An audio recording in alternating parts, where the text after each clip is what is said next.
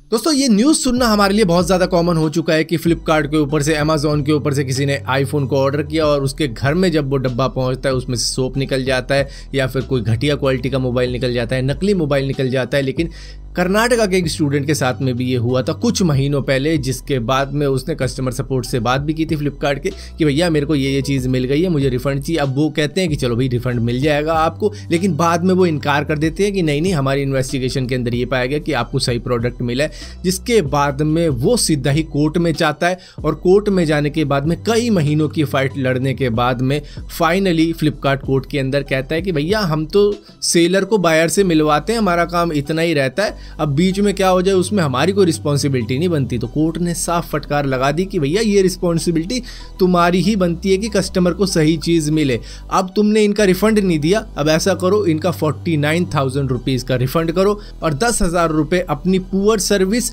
और unfair trade practice के लिए भी तुम्हें इनको देने पड़ेंगे। तो टोटल हो गए 59,000 और इसी के साथ साथ 15,000 रुपए और दो इनको इनकी मानसिक प्रताड़ना करने के लिए। तो टोटल करीबन 74,000 रुपीज दे के छूटा है फ्लिपकार्ट। हालांकि मन ऐसा करता है कि थोड़े और पैसे मिलने चाहिए थे, कि मतलब जो भी कोर्ट कचहरी का चक्कर लगा है, जो भी वकील का खर्चा हुआ है, वो सब मिला के जो भी इनका खर्चा हुआ वो भी तुम ही पे करो, क्योंकि शुरुआत तुमने ही करी थी गलती से। अब बंदा तो कुछ ना कुछ करेगा ही। दोस्तों नासा का जेम्स वेब टेलीस्कोप कितना ज्यादा पावरफुल है इसका अंदाजा आपको सिर्फ इसी बात से लग जाएगा कि इसने 40 लाइट ईयर्स दूर एक प्लेनेट में आए सैंड स्ट्रोम को ही कैप्चर कर लिया है। इस प्लेनेट का नाम है VHS 1256b। मतलब ऐसे ऐसे नाम रखते हैं कि आप जान के भी क्या करोगे, लेकिन फिर भी एक दूसरा नाम है इसका सुपर जुपिटर, क्योंकि हमारे सोलर सिस्टम के अंदर जो जुपिटर है उसको गैस जाइंट बुलाया जाता है, लेकिन ये गैस जाइंट का भी बाप है। ये 12 से 18 गुना ज्यादा बड़ा है हमारे सोलर सिस्टम के जुपिटर से।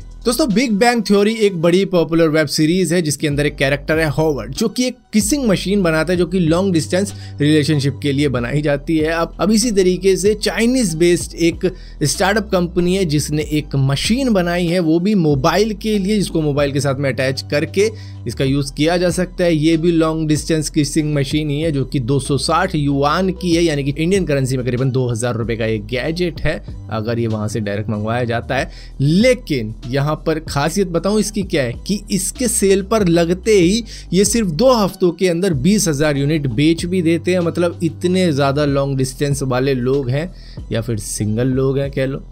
जो इसको खरीद रहे हैं। दोस्तों रीमिक्स गाने तो आप सुनते ही होंगे, जिसको डीजे वगैरह रीमिक्स करते हैं, बढ़िया बनाते हैं, लेकिन AI जनरेटेड डीजेस भी आने वाले हैं अगले महीने से, जो कि वहाँ के रेडियो स्टेशन पे काम करेंगे। यहाँ पर US कनाडा के अंदर नेक्स्ट मंथ से ये सब शुरू हो जाएगा, जहाँ पर रेडियो GPT है, जो कि चैट GPT जैसा ही आपको लगेगा, क्योंकि ये पावर्ड बाय है GPT-4, जहाँ पर ये गाने रिमिक्स करेगा, गाने लाएगा, रेडियो में जैसे होता है वैसा ही ये करेगा और रेडियो जॉकी जैसे बोलते हैं वैसा ही ये बोलेगा भी, क्योंकि देखो इनके पास में पूरा डेटा है, पूरा एनालिटिक्स है, पूरा देख के ये समझ सकते हैं कौन सा गाना चलाना है, कौन सा पॉपुलर है, कौन सा किसके बाद में लगाना है। ये सारी चीज़ें इनके पास में होती हैं और इसी के साथ साथ लेटेस्ट न्यूज़ के ऊपर भी ये बात करते हुए देखे गए हैं, जहाँ पर भैया आईफोन के बारे में बात कर रहे थे, iPhone 15 के रूमर्स के बारे में बात कर रहे थे कि iPhone 15 प्रो के अंदर बड़ी बैटरी होगी, सितंबर में लॉन्च होने वाला है, बड़ा ही खतरनाक होने वाला है। और ये सुनो ये वाला गाना, इस तरीके की बातचीत चल रही है इनकी, जहां पर नेक्स्ट मंथ से ये लाइव भी होंगे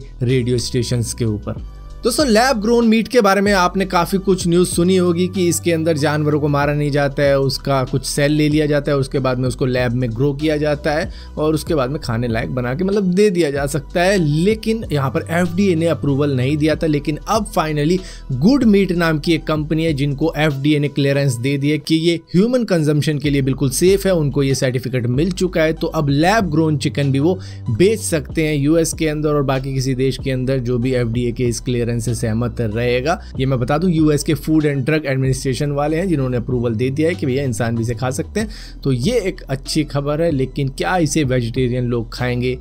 वो एक कंसर्न रहेगा। हालांकि इसमें जानवरों को मारा नहीं जाता है। दोस्तों जापान के कायोटो यूनिवर्सिटी के अंदर जब ग्रेजुएशन कंप्लीट हो गई स्टूडेंट्स की, तो उनके लिए एक सेरेमनी रखी गई कि भैया आओ अपनी डिग्री लेके जाओ, और यहाँ पर उन्हें अलाउड कर दिया गया कि तुम्हें ड्रेस कोड के अंदर नहीं आना है, कुछ भी पहन के आओ, कोई दिक्कत नहीं है। जहाँ पर रिजल्ट कुछ ये देखने को मिला कि लोग अलग अलग कॉस्ट्यूम, जैसे हैलोवीन चल रहा हो उस तरीके के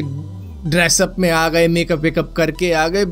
सभी हैरान रह गए कि हमने तो कहा था कोई भी कपड़ा पहन के आ जाओ, ये तो कुछ और ही बन के आ गए।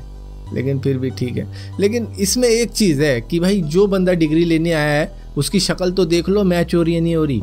पता लगे किसी और को डिग्री दे के भेज रहे हो। दोस्तों केले तो आपने खाए होंगे क्योंकि रिश्तेदार जब भी आते हैं तो केले लेके ही आते हैं, लेकिन कितना बड़ा केला खाया होगा। दरअसल इंडोनेशिया के पास में पपाउ न्यू गिनी आइलैंड है जहां पर दुनिया की लार्जेस्ट स्पीशी मिलती है बनाना की, जिसका सिर्फ एक बनाना आपके हाथ से भी बड़ा होगा, जो कि 3 kg का होता है पूरा का पूरा एक सिंगल बनाना। इसका पेड़ करीबन 15 मीटर ऊंचा होता है, जिसके ऊपर जो केले के जो गुच्छे बनते हैं वो टोटल मिला के 60 से 100 kg तक के जा सकते हैं, जिसको तोड़ने के बाद में सिर्फ एक केला ही पूरे दिन के लिए काफी होगा।